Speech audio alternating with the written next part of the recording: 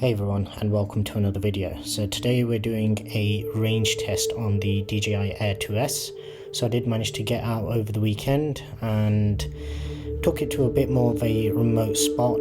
So as I've reported in some of my previous videos, I've had some issues with range basically topping out at around 400 meters in any built up areas. And as you can see from this video, this is a much more open area.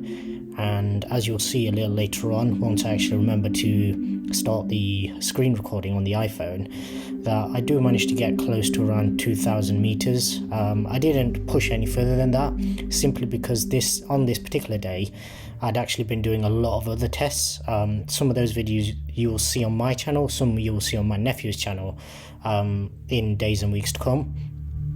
But for that reason, by the time we got around to doing this particular distance test, I was literally down to like 30 or 40% left on my final battery. I didn't really want to take it too far for that reason, because I wasn't really sure how it was going to respond with the winds that we actually had. It was quite windy, even on ground level it was quite windy. So obviously, because of me sending the drone up so high and still being new to this, I wasn't sure how it was going to react with higher winds. So for that reason, I think I took it to around about 2,000 something meters and then basically brought it back. This is a location that I can get to quite often, so no issues. This I was actually hovering over what we thought was the marina. Still not sure if that was the actual marina or whether that's just another smaller part. There's a marina quite close to where I actually live, and then as you'll see in the coming shots, the target was the old power plant.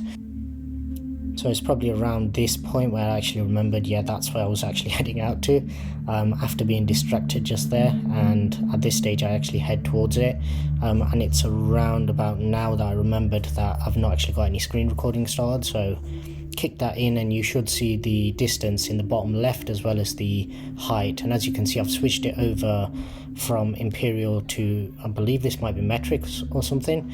Essentially it's given it in kilometers per hour and distance in meters, just so then I can get my head around how far it's actually going.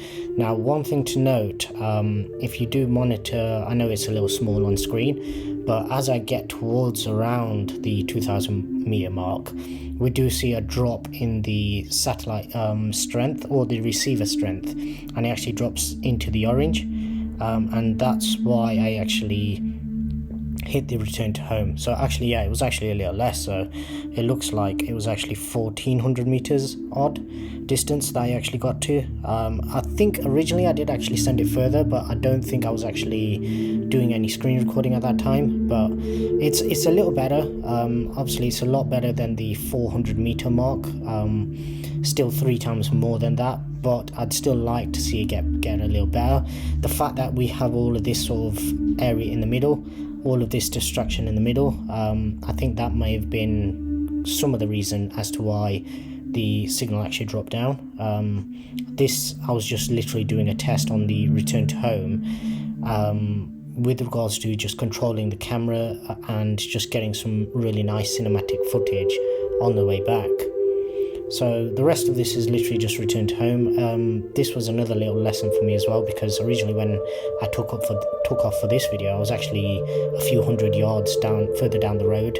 It's a private road, and when I actually initially changed the battery over and took off, it was actually quite a distance away. But luckily I remembered just in time, and I managed to stop the auto land and brought it back to home. But yeah, the rest of this will just be returned to home, so I'll let you enjoy.